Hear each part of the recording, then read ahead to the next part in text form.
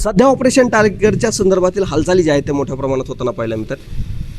ठाकरेंच्या शिवसेनेचे 6 खासदार फुटून शिंदेंच्या शिवसेनेत जात आहेत अशा चर्चा आहेत आणि त्याच अनुषंगाने घडामोडी देखील मोठ्या प्रमाणात घडत आहेत. यामध्ये धाराशिवचे खासदार ओमराजे निंबाळकरांचं नाव आलेलं आहे. खरं जर पाहिलं तर हे नाव जेव्हा समोर आलं तेव्हा अनेकांना धक्का बसला, कारण की एकेकाळचे ठाकरेंचे शिवसैनिक, निष्ठावंत शिवसैनिक म्हणून ओमराजेंची ओळख आहे आणि ओमराजे हेच आता कुठेतरी शिंदेंच्या शिवसेनेत जात आहेत.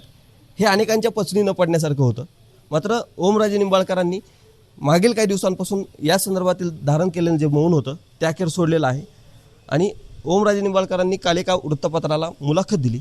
त्यामध्ये ओमराजेंनी आपल्या पक्षांतराबाबतच्या ज्या चर्चा सुरू आहेत त्याच्यावर बऱ्यापैकी भाष्य केलेलं आहे.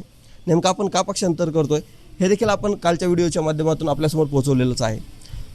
कालच बघायला गेलं तर शिवसेनेचा एक वर्धापन दिन पार पडला आणि वर्धापन दिनाच्या कार्यक्रमात उद्धव ठाकरेंनी देखील या ऑपरेशन टायगर संदर्भात जोरदार भाष्य केलं. भाजप असेल, शिवसेना शिंदे गट असेल, त्याचबरोबर जे फुटलेले खासदार आहेत या फुटलेल्या खासदारांवर देखील त्यांनी जोरदार टीका केलेली पाहायला मिळाली. उद्धव ठाकरेंचा रोख यामध्ये जर बघितलं तर आपले एकेकाळचे लाडके शिवसैनिक म्हणून असले ओमराजेंकडे देखील असलेला पाहायला मिळाला. ओमराजे निंबाळकरांनी जी काल मुलाखत झाली त्या मुलाखतीमध्ये पक्षनेतृत्व आपल्याकडे लक्ष देत नव्हतं, ताकद देण्याचा प्रयत्न झाला नाही, अशा पद्धतीचे काही पक्षनेतृत्वावर आक्षेप घेतलेले पाहायला मिळाले. त्याचबरोबर ठीक आहे, उद्धव ठाकरे मागील काही दिवसांपासून आजारी आहेत, असं उद्धव ठाकरेंना फिरणं महाराष्ट्रभर शक्य नाही, मात्र आदित्य ठाकरेंना फिरायला काय अडचण आहे असा सवाल देखील उपस्थित करत आदित्य ठाकरेंना लक्ष करण्याचा कुठेतरी प्रयत्न केला होता. याचा देखील जोरदार समाचार उद्धव ठाकरेंनी घेतला आहे.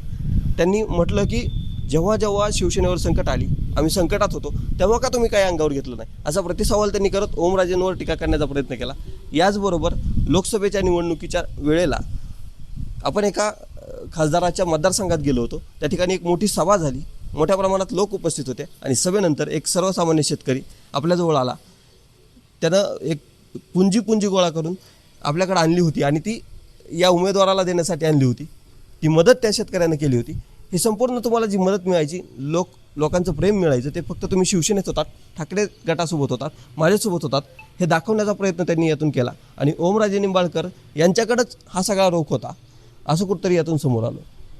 यावेळी ओमराजे निंबाळकरांचे जवळचे साथीदार असलेले एकेकाळची ओके पॅटर्न म्हणून जी जोडी संपूर्ण राज्याला परिचित होती, हे कैलास पाटलांचा त्यांनी दाखला दिला की ते म्हणाले की कैलास पाटील देखील या संपूर्ण गोष्टीला साक्षीदार आहेत की हा सगळा प्रसंग जेव्हा त्यांनी सांगितला तेव्हा कैलास पाटील देखील उपस्थित होतं. हे त्यांनी या ठिकाणी जाणीव करून देत उद्धव ठाकरे ओमराजेंकडेच आपला रोख आहे हे देखील दाखवून देण्याचा प्रयत्न केला.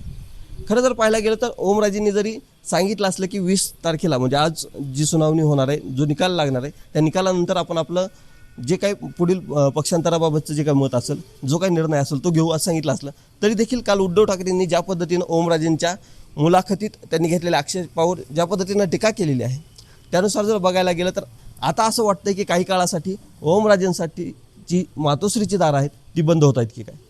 कारण त्याला कारणही तसंच आहे, कारण की ओमराजे निंबाळकरांनी पक्षनेतृत्वावर एकीकडे टीका केलेली असताना उद्धव ठाकरेंनी देखील त्यांच्यावर हल्ला केलेला पाहायला मिळतो. त्यामुळे दोघातील अंतर जे आहे ते आता वाढलेलं पाहायला मिळतं आहे.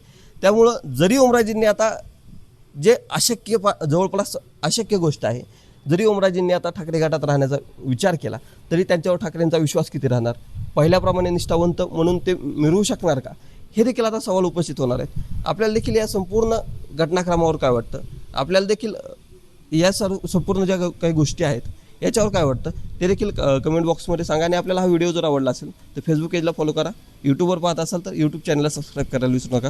धन्यवाद.